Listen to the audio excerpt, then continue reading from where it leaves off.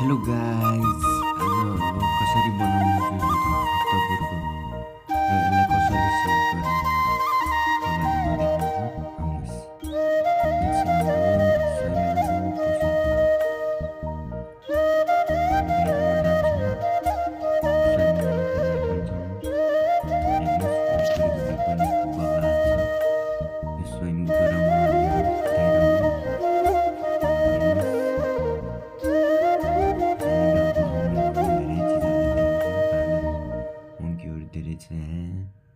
वरिपरिको भ्यू हेर्नुहोस्। अब चाहिँ दुईजना टक्क अगाडि जाने, खाजासाजा खाएर अनि हामी पसलतर्फ लाग्छौँ है त। हेर्नुहोस्,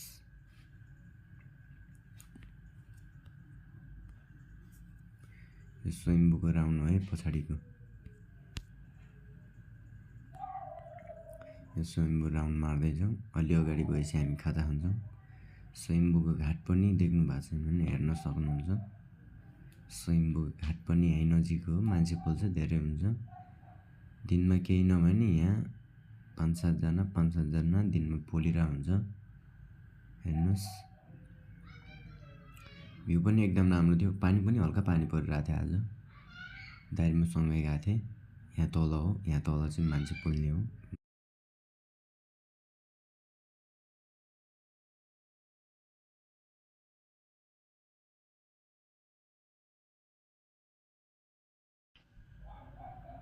हेर्नुहोस्, खाजा खाने ठाउँ पनि आइसक्यो। अब यो माथि स्वयम्भू माथि जानलाई चाहिँ उकालो चढ्नुपर्छ है। फेरि मास्तिर यस्तो मास्तिर धेरै उकालो छ।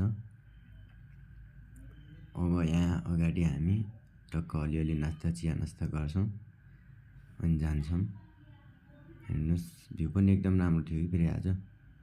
दाइले चाहिँ गाडी चलाउनु भएको, म चाहिँ साइडमा बसेर यसो फोटो खिच्दै हो, क्यामेरा भिडियो बनाउँदै हो।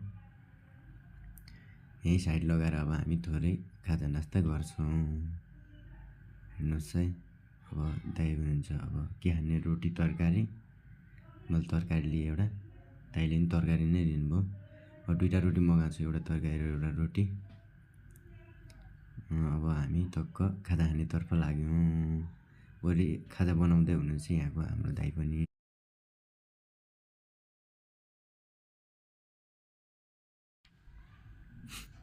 खाजा बनाउँदैछ हाम्रो दाइले रोटी। आमामा बबाल, के खाने त हामी? ल हात धोएर गयौँ, बस्यौँ। मास्तिर हेर्नु, माथि डाँडामा चाहिँ स्वयम्भू डाँडा है माथिको चाहिँ। हेर्नुहोस्, अब